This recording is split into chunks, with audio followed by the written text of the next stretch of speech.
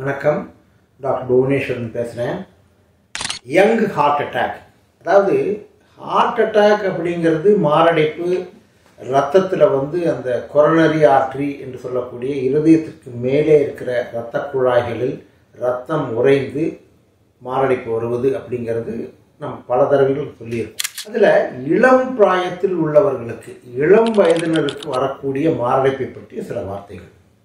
பொதுவாக இந்த மாரடைப்பு நோயானது வெளிநாடுகளெல்லாம் பார்த்தீங்கன்னா ஒரு 55-60 வயசுக்கு மேலே தான் வருது. ஆனால் நம்முடைய நாட்டில் 40 வயசு 35 வயசு அதில் எல்லாமே வரதை நம்ம பார்க்குறோம். இதற்கு என்ன காரணம்னு விஞ்ஞானிகள் நிறைய ஆராய்ச்சிகள் பண்ணிகிட்டு இருக்காங்க.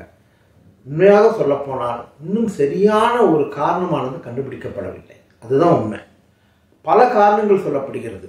புகைப்பிடித்தல், அதிகமான கொலஸ்ட்ரால், அதிகமான இரத்த கொதிப்பு, இரத்தத்தில் உறையும் தன்மை, இந்த மாதிரி பலவிதமான கோட்பாடுகள் இருந்தாலும் உண்மை என்னன்னு பார்த்தீங்கன்னா, இன்னும் சிலருக்கு, அதாவது இரத்த கொதிப்பே இல்லாதவருக்கு, சர்க்கரையே இல்லாதவங்களுக்கு கூட சில சமயம் சின்ன வயசில் மாரடைப்பு வருகிறது.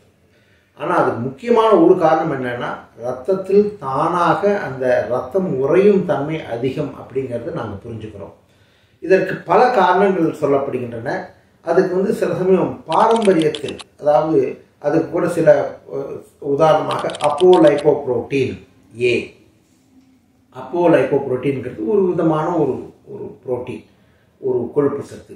இது உடம்புல அதிகமாக இருந்தால் லோ டென்சிட்டி லைப்போப்ரோட்டீன் அப்படிங்கிறது பார்த்திங்கன்னா அது ஒரு கெட்ட கொலஸ்ட்ரால்னு சொல்லக்கூடிய ஒரு கொழுப்பு சத்து. லைப்போப்ரோட்டீன் லிட்டில் ஏ அப்படின்னு கூட ஒரு கான்செப்ட் இருக்குது. அது ஒரு விதமான ஒரு கொழுப்பு சத்து. ஹோமோசிஸ்டின், இந்த மாதிரி பலவிதமான சமாச்சாரங்கள், பலவிதமான காரணிகள் சொல்லப்படுகிறது. இதெல்லாம் இரத்தத்தை உறையும் தன்மையை அதிகப்படுத்துகிறது. இரத்தத்தில் உள்ள குட் கொலஸ்ட்ரால் என்று சொல்லக்கூடிய HDL என்று சொல்லக்கூடிய ஹை டென்சிட்டி கொலஸ்ட்ரால் குறைவாக இருப்பது, இதுவும் ஒரு காரணமாக சொல்லப்படுகிறது. பெண்களுக்கு ஈஸ்ட்ரஜன் குறையும் பொழுது அது ஒரு காரணமாக சொல்லப்படுகிறது. ஆனால் அதெல்லாம் வயசு அதிகமாகும் போது வருது.